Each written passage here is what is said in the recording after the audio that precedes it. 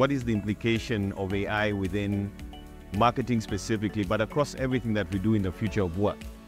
And I came up with this phrase, which is don't make a human do a robot's job. And I think as we look at sort of the debates and so many of the complaints we're seeing today online where people are like, hang on a second, why is Safaricom using AI to do creative work when they should be using models and artists and makeup artists and art directors to create outcomes? It's the idea that we're getting to a point where the robot can actually do a good enough job around certain use cases that don't necessarily have to be a human. And rather than fearing this transition, we need to ask ourselves the fundamental questions of the things that we have always done. You know, when you bring computers, say, into the equation, as was the case maybe 20, 30 years ago, that transition always seems to create a lot of controversy around, is this the way it should be? Is this new way acceptable? And what are the long-term considerations in that sense? So the importance of AI in the future of work. AI is transformative, right? The stuff that's been said, I spent the better part of my Christmas holidays just reading, watching videos, trying to understand the subject matter, but this stuff is transformational. It's as if we're just getting started. I remember once going to the UK and going to the McDonald's, and it's the first time I saw the tablet thing where you place an order, you put in your credit card, everything that happened was automated until the point where the only time you interacted with a human is when they gave you a tray with your Big Macs. In the early days, for those of you who are not as old as I am, this was what they told us would happen when AI arrives. Do we all know what it is? The Terminator. What about the young people in the room? Solomon, do you know what this is? Have you watched this movie? Are you just saying that for PR or it's for real? Because you weren't even born then, yeah? Yeah, but The Terminator was this movie, the very first movie back in 1984 that sort of presented a future where computers and technology got so advanced and so powerful that they actually destroyed humanity, all right? And this is what they've been telling us for years. And if you keep reading and hearing what people are saying, even in your master, saying this technology has the potential to destroy humanity, it's very real, it's very possible. The thing that is really fascinating is what happened at the end of 2022 when ChatGPT generally became available to the world. You can see at the beginning, Spotify took about 11 years to reach 100 million users, Netflix about 10 years, Airbnb 8 years, Twitter 5 years, and you can see the progression is getting faster and faster. TikTok 9 months, which was exceptional at the time. And ChatGPT did it in 2 months, right? I don't know how many of you guys are using ChatGPT, but me, I cannot function without ChatGPT. I literally cannot function. I pay for it $20 a month. I see an email with some questions, whatever. I literally take the content, I put it into ChatGPT, and give me a response that sounds polite yet firm. It gives me a response. Of course, we clean it up so it doesn't look like it was cut and paste. And what could have taken me 5 minutes of my time took me 1 minute. Does that sound like your life nowadays? Yeah, we don't think anymore. We literally use the AI to get through our day. In fact, for me, I think it's such a 10x multiplier that possibly I'm doing the work of 4 people as one person just because of ChatGPT. The research, the effort, all the things that you need to do. And then, of course, generative AI. And this is something that, honestly, although ChatGPT sort of encapsulated or crystallized the moment, it's something that's been happening for some time. The ability to use, technology to create text, content, and even code. People are coding using ChatGPT. AI can become a process in an organization where somebody at this level is doing work of this level because the process and the technology enables them to do it. So in a nutshell, Gen AI for me is what I call first back. Okay? Get work done faster. Make work easier. Work smarter. Keep work simpler. Create work that's better. Get work done cheaper.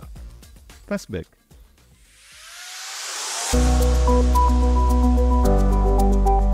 Meaningful relationships don't just happen.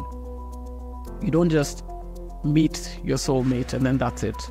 You don't just find someone with similar interests and then become friends. There has to be work that goes into it. The stages started with rule-based AI. Then what happened after that is what I call CARS, because I like acronyms, which is Context Awareness Retention Systems.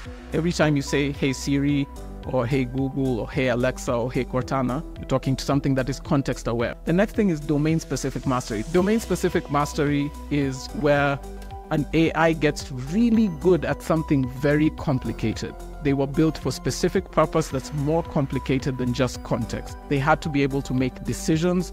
They had to be able to understand complicated financing or ERP settings and be able to tweak them and adapt. We went from systems that were very good in specific areas to systems that think and reason across areas. We move from narrow intelligence to general intelligence. And general intelligence basically means that over and above thinking and reasoning, it is able to learn, teach itself, and implement that knowledge. Super intelligence, the point at which AI becomes smarter than us. We're in the first stages. This is narrow. This is still very shallow. And it's still asking questions and getting answers. So ChatGPT learning about lab chemistry was probably because one of you asked a chemistry question and it didn't have an answer. Then it went looking for chemistry and then said, oh wait, what's this over here? And spent, 2 GB of its data just processing it, and then came out and said, okay, cool, now I can make a bomb. Now, it wasn't the outcome to make a bomb, but now it knows how to do it, right? And it's not malicious. I think this is the thing that we need to remember. We, as people, might have intents that are not quite there yet, but in many cases, all it's trying to do is learn.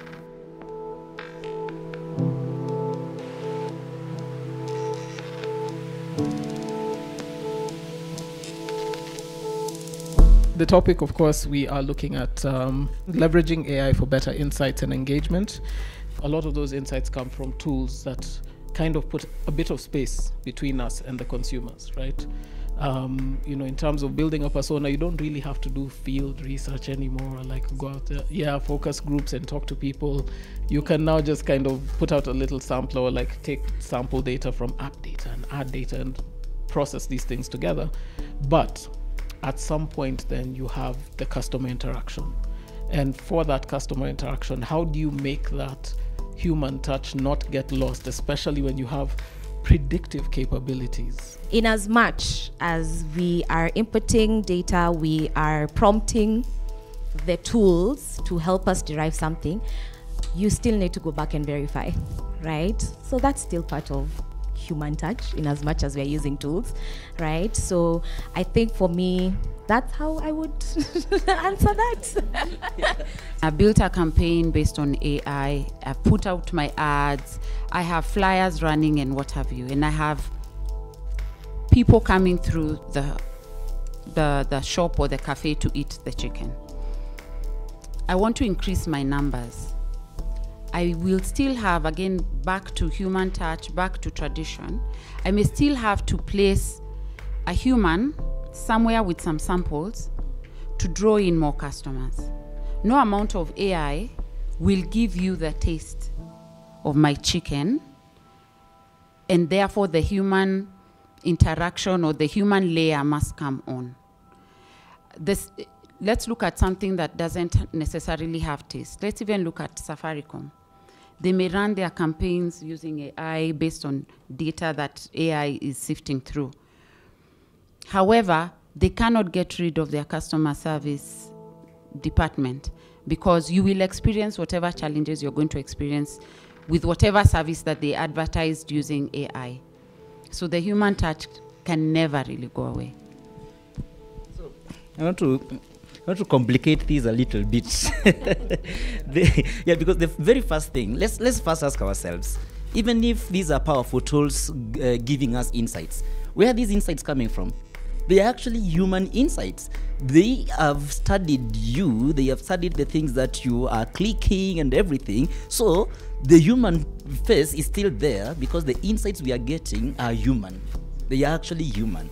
Then the other thing that I also always think about is AI is not replacing humans, but AI is coming in to complement humans. It is what I may call like second brain. You have it there to do something a little bit more powerful, because if you want to manually analyze data that you are getting from your customers, you will take ages to do that. But it is helping you to do it much faster in an efficient way. But that tool is very useless without the human behind it. You as the person who is prompting it, so your work is actually not being replaced. And the insights that you are getting, that the tool is giving you, they are actual human insights. So the humanization is still there, whether we like it or not. But let's look at AI, in a positive way, rather than looking at it as a threat that is coming to replace us in our jobs. Yeah.